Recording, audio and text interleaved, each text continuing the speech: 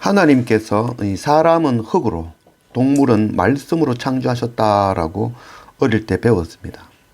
그러나 나중에 창세기 2장 19절 말씀에 동물도 흙으로 하나님께서 창조하셨다라는 그 기록을 보고 저는 깜짝 놀랐습니다.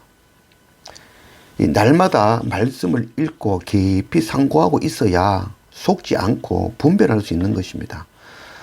동물을 흙으로 창조하셨든지 말씀으로 창조하셨든지 중요한 것은 아니지만 그것보다 더 중요한 일들에 있어서도 말씀을 통해서 분별할 수 있어야 된다는 것이죠.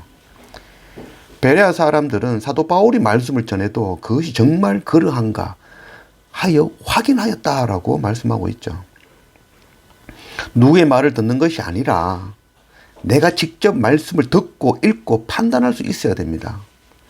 나의 구원을 다른 사람에게 맡길 수는 없는 것이죠. 이 목사가 정말 성경의 말씀을 전하고 있는 것인지 아니면 세상의 책 이야기나 유명한 사람의 말이나 시사와 정치와 땅의 복, 돈에 관하여 이야기하고 있는지 아닌지는 분별할 수 있어야 되는 것이죠. 나의 영원한 생명이 달린 일입니다. 마지막 그날에는 누구 때문이라고 핑계할 수도 없습니다. 1절 너희는 예루살렘 거리로 빨리 달리며 그 넓은 거리에서 찾아보고 알라. 너희가 만일 정의를 행하며 진리를 구하는 자를 한 사람이라도 찾으면 내가 이 성읍을 용서하리라. 예루살렘에 의인 한 사람을 찾지 못한다라고 하나님께서 말씀하고 있죠.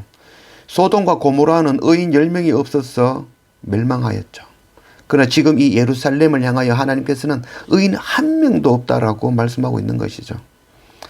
로마서 3장 10절 기록된 바 의인은 없나니 하나도 없으며 깨닫는 자도 없고 하나님을 찾는 자도 없고 다 치우쳐 함께 무익하게 되고 선을 행하는 자는 없나니 하나도 없도다.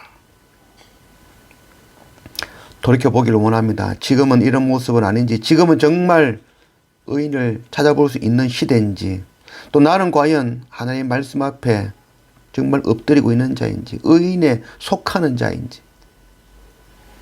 우리가 하나님을 안다고 하면서도 참 모르는 자죠. 열심히 하나님 섬긴다고 하지만 그것은 오히려 행위이며 오히려 하나님을 대적하는 행위도 될 수 있다는 것, 그것 우리가 알아야 될 것입니다. 11절 여호와의 말씀이니라. 이스라엘 집과 유다의 집이 내게 심히 반역하였느니라. 그들이 여호와를 인정하지 아니하며 말하기를 여호와께서는 계시지 아니하니 재앙이 우리에게 임하지 아니할 것이요 우리가 칼과 기근을 보지 아니할 것이며. 하나님의 말씀이죠. 지금 예루살렘이 하나님을 반역하였다는 거죠. 그리고 그들이 말하기를 하나님 안 계신다. 재앙이 우리에게 임하지 않을 것이다. 칼과 기근을 우리가 결단코 보지 않을 것이다 라고 이야기한다는 것이죠. 13절 선지자들은 바람이라 말씀이 그들의 속에 있지 아니한 적 그같이 그들이 당하리라 하느니라. 그러므로 만군의 하나님 여호와께서 이와 같이 말씀하시느니라. 너희가 이 말을 하였은즉 볼지어다 내가 네 입에 있는 나의 말을 불이 되게 하고 그 백성을 나무가 되게 하여 불사르리라. 하나님을 대적하고 인정하지 아니하며 하나님이 계시지 않는다 하며 선지자들은 백성이 듣기 원하는 그런 달콤한 이야기만 하며 거짓을 선포하고 결코 심판이 없다라고 가르친 것이죠. 하나님이 심판하시는 것이 아니라 하나님이 없는 것이 바로 이미 심판인 것이죠. 하나님이 불이 임하시면 그 하나님의 불 때문에 불타는 것이 아니라 하나님이 없기 때문에 하나님 아닌 것들, 그것들이 불타는 것이죠. 하나님의 이름 불은 반드시 임하실 것입니다. 그때 하나님 없는 것들, 하나님께 속하지 아니한 것들은 불에 탈 것입니다.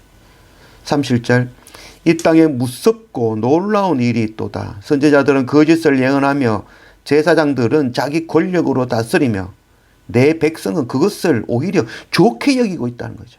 마지막에 너희가 어찌하려느냐. 무섭고 놀라운 일, 이 땅에는 무섭고 놀라운 일이 지금 일어나고 있다라고 말하고 있는 것이죠.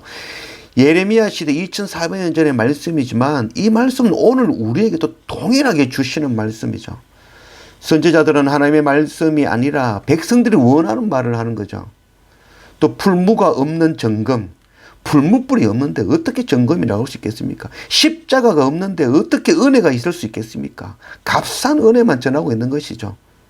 좋은 것이 좋다고 가르치는 것이죠. 헌금 많이 하고 열심히 하면, 열심히 교회 섬기면 네 소원이 이루어질 것이라고 가르치는 것이죠. 남들보다 더 많이 가지고 부자가 되는 것이 축복으로 가르치는 시대. 수단과 방법이 중요한 것이 아니라 지금 현재 부하고 잘 되었는가, 그거를 가지고 복으로 가르친다는 것이죠. 예루살렘 2400년 전의 그 상황, 놀랍고 무서운 일이나 지금이나 동일한 것이죠. 예언자들이 거짓을 전하는 이유는 백성들이 그 거짓된 것을 원하기 때문이라고 이야기한 것이죠.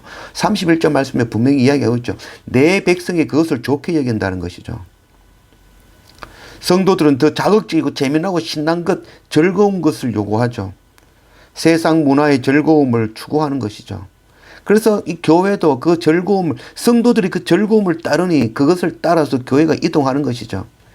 거짓 목사는 하나님의 공의가 아니라, 하나님의 말씀이 아니라 세상 이야기, 재미난 이야기, 성도들이 원하는 그 말을 하고 있는 것이죠.